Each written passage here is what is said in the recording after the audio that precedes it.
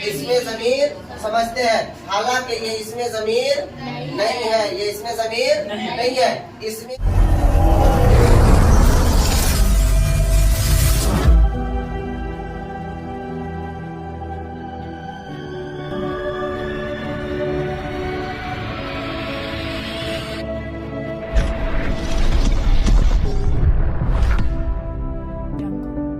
क्या अक़साम आप पढ़े हुए थे?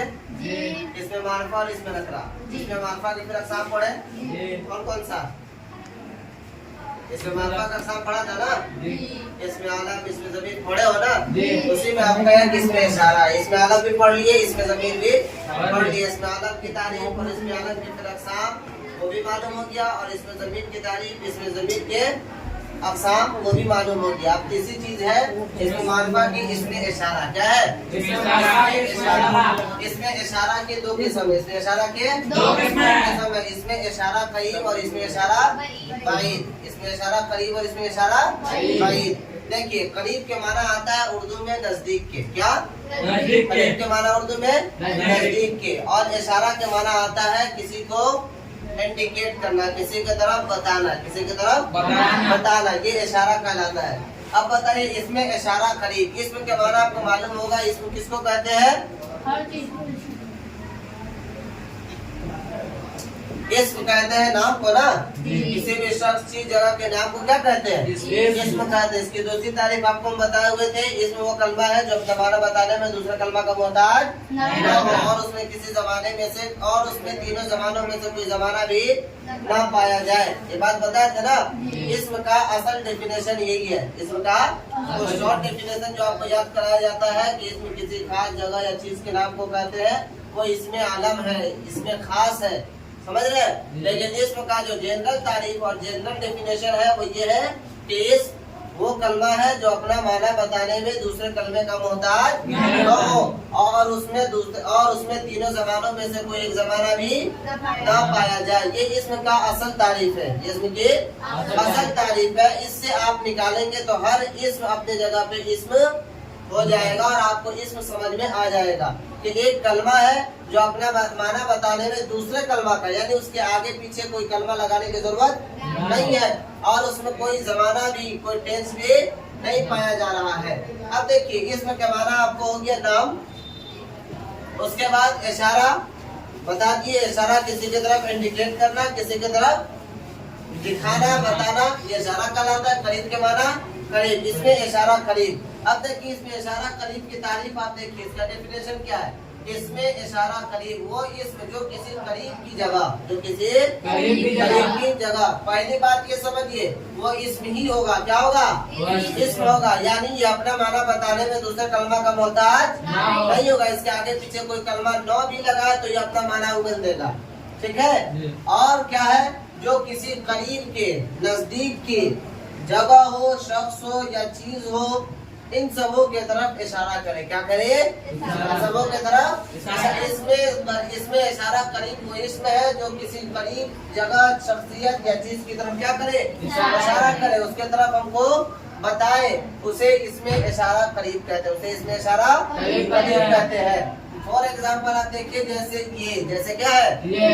अब समझो, इशारा करते हैं हम लोग किसी की तरफ, किसी भी सामान की तरफ हम इशारा करते हैं। इशारा करने के दो प्रकार होते हैं, दो तरीके से इशारा किया जाता है। अगर नजदीक में कोई चीज है, नजदीक में कोई चीज है तो उसको ये कह करके बोलते हैं, बोलते हैं कि नहीं? ये चीज लाओ, इसको बोलो, बोलते हैं कि नहीं बोलते हैं? इनको कहो। तो ये क्या हुआ? ये करीब के लिए जो शब्द इस्तेमाल होगा, जो लफ्ज इस्तेमाल होगा, वो क्या होगा? करीब होगा, ये होगा, इस होगा, इन होगा। समझ रहे हैं? करीब के तरफ, यानी नजदीक में अगर हम इशारा कर रहे हैं जिस लफ्ज के जरिए, वो इसमें इशारा करीब होगा। जैसे क्या है? वो इसमें जो किसी करीब की जगह, शख्सियत या चीज की तरफ इशारा करे। जैसे ये बोलेंगे, इस बोलेंगे, इन बोलेंगे, तो इससे क्या पता चलता है कि जिसके बारे में इशारा कर रहे हैं वो करीब में है। क्या है? वो करीब में है। अब कुर्सी यहाँ पर रखा हुआ है, आप बोलेंगे ये कुर्सी लाओ, इशारा करेंगे वहाँ, तो बेवकूफी होगी कि नहीं होगी? बात समझ में आएगी? झूला फिट होगा? नहीं होगा। यहाँ पे कुर्सी है तो यही के बारे में बोले, ये कुर्सी लाओ, ये पेन लाओ, ये किताब लाओ, इनको कहो, ऐसे ना बोलेंगे। तो जो करीब के तरफ हमें इशारा करे वो इसमें इशारा क्या है? करीब है। अच्छा, इसमें इशारा बाईद, बाईद के माना आता है उर्दू में दूरी के, किसके? दूरी के। असल में देखो करीब और बाईद ये दोनों अरबी लफ्ज है, दोनों क्या है? अरबी से उर्दू में आया। अब ये इसमें इशारा बाईद का मतलब यह है कि ऐसा इसमें जिसके जरिए दूर का इशारा किया जाए। क्या किया जाए? दूर का इशारा किया जाए। अब देखिए वो इसमें है जो किसी दूर की जगह, शख्स, जगह, दूर की जगह, शख्सियत या चीज की तरफ इशारा करे। दूर कोई चीज रखा हुआ है, दूर कोई आदमी खड़ा है, उनके तरफ अगर हम इशारा कर रहे हैं तो अब जिस शब्द के जरिए इशारा करेंगे वो शब्द इसमें इशारा बाईद कहलाएगा। क्या कहलाएगा? इसमें इशारा बाईद कहलाएगा। जैसे देखे दूर में अगर कोई है तो क्या कहते हैं? वो बोलते कि नहीं? उस, उन बोलते हैं ना, तो ये इसमें इशारा बाईद लफ्ज हुआ। क्या हुआ? ये इसमें इशारा बाईद हुआ। ये अल्फाज आप याद रखें। एक छोटा सा कंफ्यूजन आप दूर करें। बहुत सारे लोग वह, इस, उन, ये, इस, इन, इसको इसमें ज़मीर समझते हैं। क्या समझते हैं? इसमें ज़मीर समझते हैं। हालांकि ये इसमें ज़मीर नहीं है, ये इसमें ज़मीर नहीं है। इसमें ज़मीर और इसमें इशारा में एक बहुत बड़ा फर्क है। क्या है? एक बहुत बड़ा फर्क है।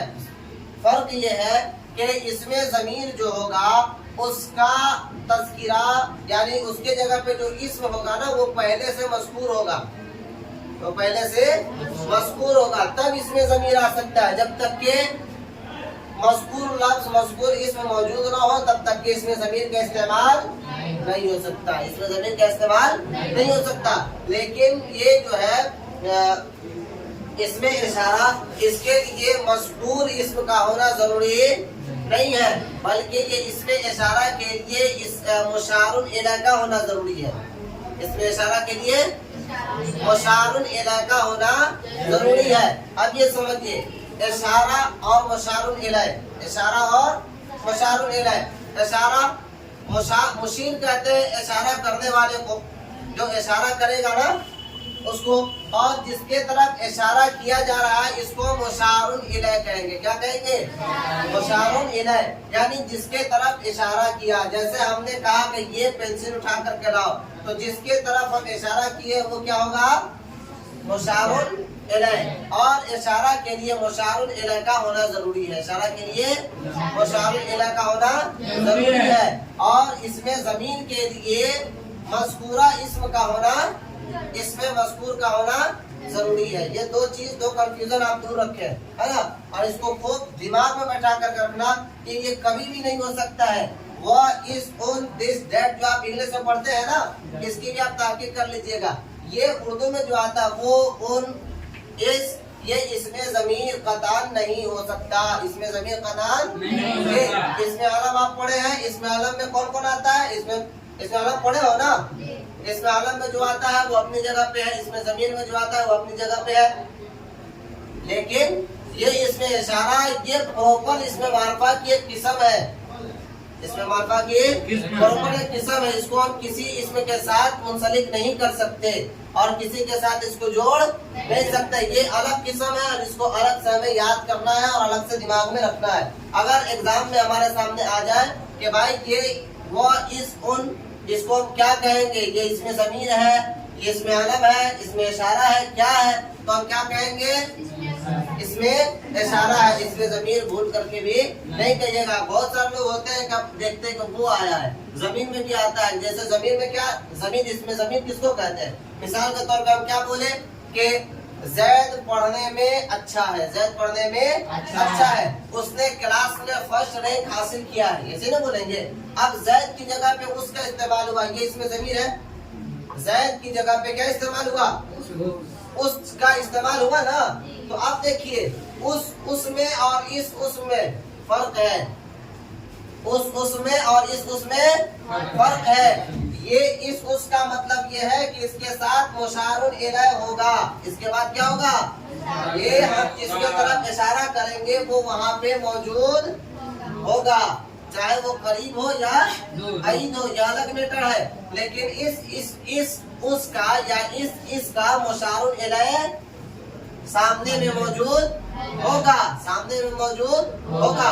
लेकिन इसमें ज़मीर जो है उसमें मुशारुन इलैह सामने में मौजूद नहीं होगा। ज़ैद के बारे में बात कर रहे हैं तो हो सकता है ज़ैद यहाँ हो भी और ना भी हो, ज़ैद यहाँ ना भी हो, फिर भी हम बात कर सकते हैं ना। लेकिन अगर हम बोलेंगे कि उसको बुला कर के लाओ, अगर किसी को खाली जगह में खड़े हो जाओ मैदान में, कहो कि उसको बुला कर के लाओ, देगा चमाटा खींच करके नहीं देगा। किसको बोलना है लाने के लिए? सामने कोई है नहीं, क्या मतलब कि सामने जिसके तरफ हम इशारा किए हैं वो हमारे सामने मौजूद नहीं है। अब वहाँ पे ये इसमें इशारा नहीं होगा, समझ रहे हैं? इसमें इशारा के लिए मुशारुन इलैह का जिसके तरफ इशारा कर रहा है उसका होना जरूरी है। और ज़मीर के लिए मज़कूरा इस्म का होना जरूरी है। ज़मीर के लिए हाँ, ऐसे डॉक्टर कहोगे उसने बहुत अच्छा नंबर हासिल किया है, उन्होंने चमाटा लगाया कि नहीं कस के? उसने का मतलब किसने? उससे पहले आपको कोई एक सेंटेंस में उसका तस्किरा और उसके इस्म का, उसके नाम का तस्किरा करना पड़ेगा, तब जाकर के आप दोबारा में उस बोल सकते हैं। फर्स्ट बार में आप उस नहीं बोल सकते। समझ में आ गई बात? कोई कंफ्यूजन? याद कर लीजिएगा, कल सुनेंगे और फिर कल आगे पढ़ाएंगे।